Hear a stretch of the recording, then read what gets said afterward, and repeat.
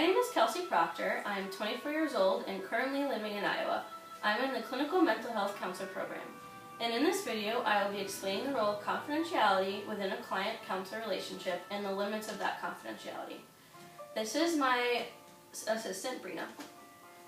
So before starting sessions with a new or returning client, as a counselor, I will touch upon the role of confidentiality. As your counselor, you as the client are in charge of your own confidentiality and own it. The confidentiality belongs to the client and not to the counselor. So that's important for you to remember. Okay. As you are the client, you always have the right to waive confidentiality or to allow information to be shared with a third party. Okay. You are above the age of 18, so therefore you don't have to worry about your parents or anyone obtaining information from our session. Okay. You have the legal right to your own confidentiality. Okay. Any questions so far? I don't think so. Okay. We're good to go. Okay, let me know if you have any along the way. Okay. There are unfortunately some limitations to confidentiality that I want you to be aware of. Okay. The main limitation would be what is called duty to warn.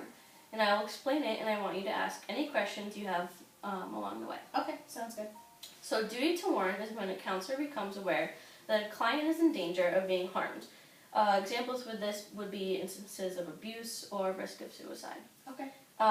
Or when the client is likely to harm someone else, the counselor may break confidentiality to tell the appropriate person. Are you following me? Do you have any questions so far? I think that's pretty self-explanatory. Okay. Pretty much following along. Okay, good. So to kind of go along with duty to warn is the issue of contagious or threatening diseases. The ACA Code of Ethics states that as a counselor, if I am justified in disclosing information about a client to a third party, if that party's relationship with the client is such that there is a possibility of him or her to contract a disease, and that you as a client have no intentions of telling that third party. Okay. So there are a few more limitations I would like to inform you about, so you are fully aware of your rights. Okay. As you can see when you come into the office, there is a receptionist. Mm-hmm. There are other employees that work here, and we also have people that do our filing for us. Okay. So they may come in contact with you or with your information. But I want you to know that there's every effort made to make sure that access is limited to this and that nothing will reveal your identity. Okay. Any questions on that? No, I pretty much understand that part. Okay, wonderful. There's also a treatment team, and you will be informed of your treatment team and will be informed of any information that is shared. Okay. Along with treatment teams, there is the potential for consultations. Mm-hmm. And what that means is I can speak to other counselors about your case or anything we talk about if I feel that they contribute to it in a positive manner. Mm-hmm. But I would only provide enough information to obtain the needed assistance and not give away your identity in any way. Okay. Okay. Just a few more, don't worry. There's also group and family sessions available. I don't know if you were aware of that. It's not.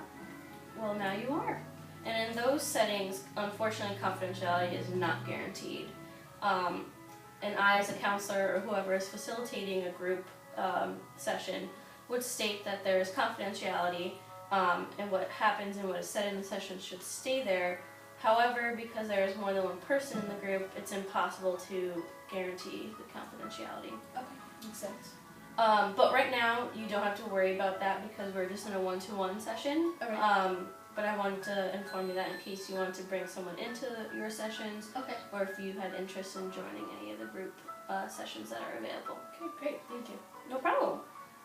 There are also the times that information is sent to insurance agencies and mental health providers. Mm-hmm. But when that happens, your permission is needed in order to send any type of information. And for anything to be disclosed. Mm-hmm. So you would become aware of that before Okay. it happens.